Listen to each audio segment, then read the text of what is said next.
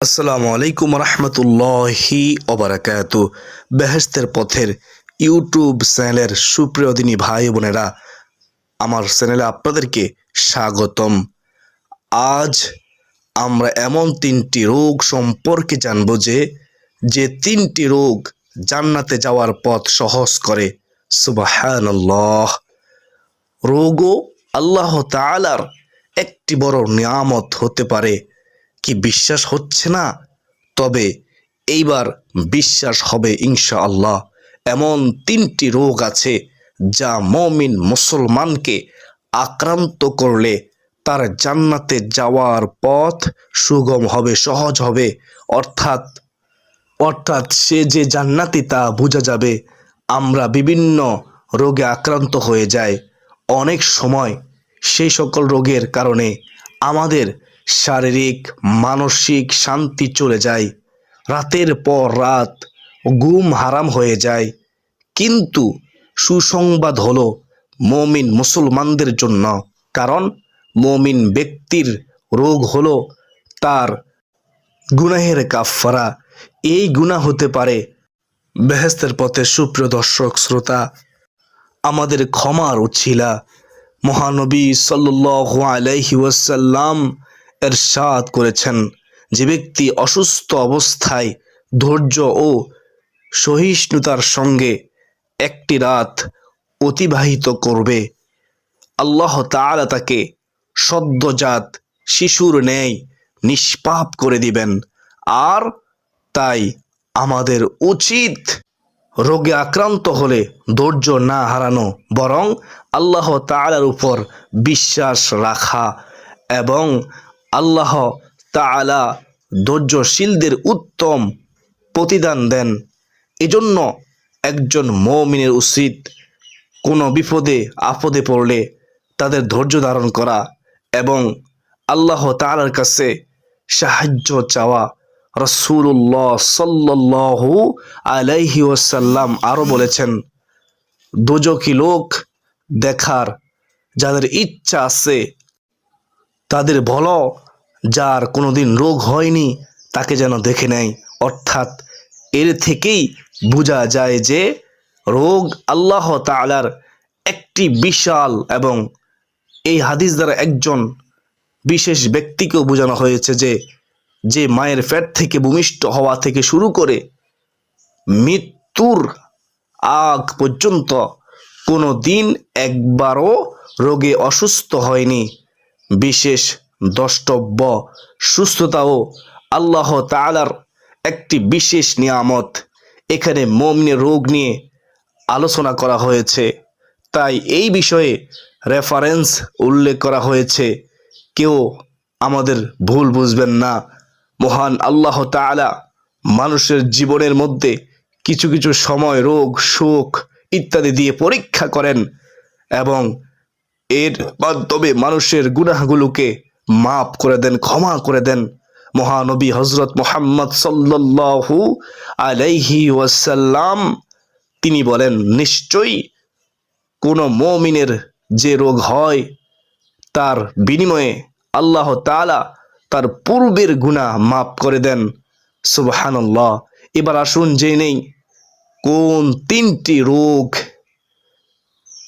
এই রোগগুলো সচরাচর আমাদের হয়ে থাকে এবং হাদিস থেকে প্রাপ্ত তথ্য মতে জানা গেছে যে এগুলো আল্লাহ তাআলার পক্ষ থেকে অভিশাপ নয়, আল্লাহ তাআলার পক্ষ থেকে নিয়ামত স্বরূপ।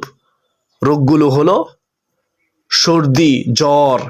আমরা অধিকাংশরাই এই রোগে ভুগে থাকি এবং বলতে গেলে সবাই এই রোগে পড়েছি। হাদিসে বর্ণিত আছে যে এই সর্দি জ্বরের মাধ্যমে আল্লাহ রব্বুল আলামিন মানুষের শরীর থেকে জীবাণু বের করে দেন। যার সর্দি হবে সে কোনোদিন পাগল হবে না। সুবহানাল্লাহ।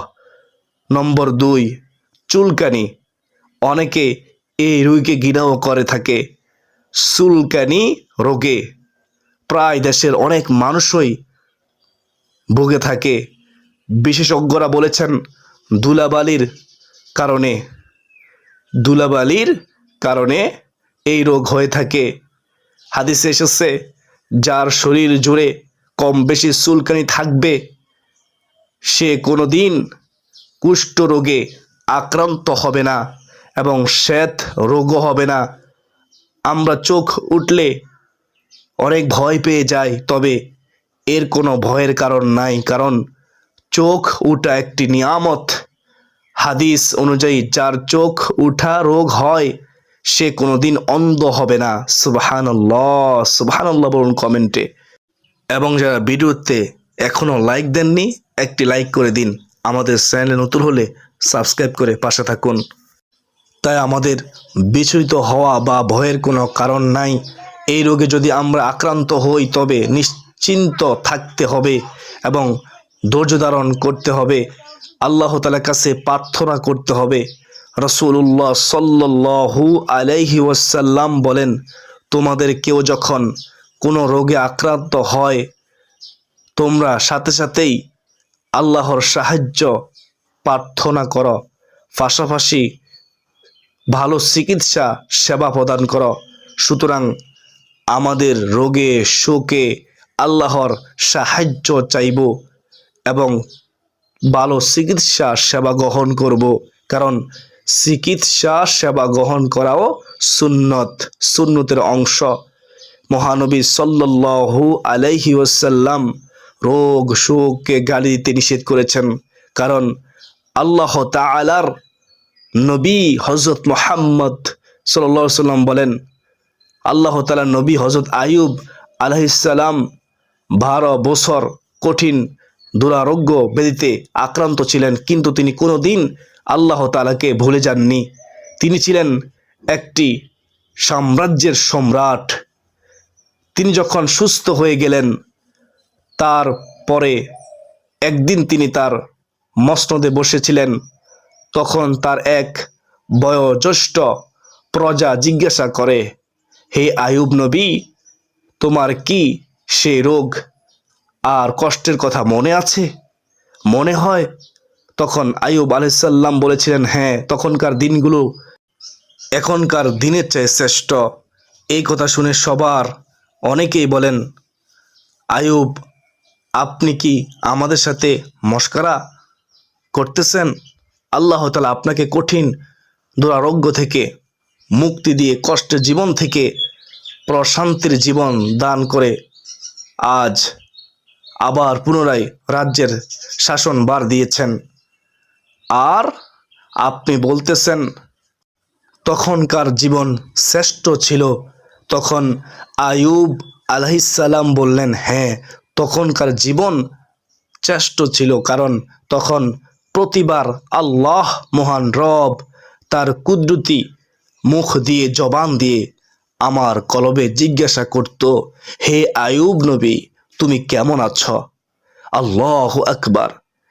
সেই জীবন আমার কাছে এত প্রশান্তির ছিল, এই রাজ্য 12 বছর শাসন করেও কোনো শান্তি পাব না। হাদিস মহানবী সাল্লাল্লাহু আলাইহি ওয়াসাল্লাম তিনি ইরশাদ করেছেন, যে ব্যক্তি অসুস্থ অবস্থায় ধৈর্য ও সহিংতার সঙ্গে একটি রাত অতিবাহিত করবে, আল্লাহ তাআলা তাকে সদ্যজাত শিশুর ন্যায় নিষ্পাপ করে দিবেন। সুবহানাল্লাহ। সুতরাং রোগ মুক্তির জন্য ব্যস্ত হয়ে যাওয়া ঠিক নয়। অসুস্থতাও আমাদের জন্য আল্লাহর পক্ষ থেকে বিশাল এক নিয়ামত, পরীক্ষা। রাসূলুল্লাহ সাল্লাল্লাহু আলাইহি ওয়াসাল্লাম বলেছেন, দুযোগী লোক দেখার যাদের ইচ্ছা থাকে তাদেরকে বলো, যার কোনো দিন রোগ হয়নি তাকে যেন দেখে।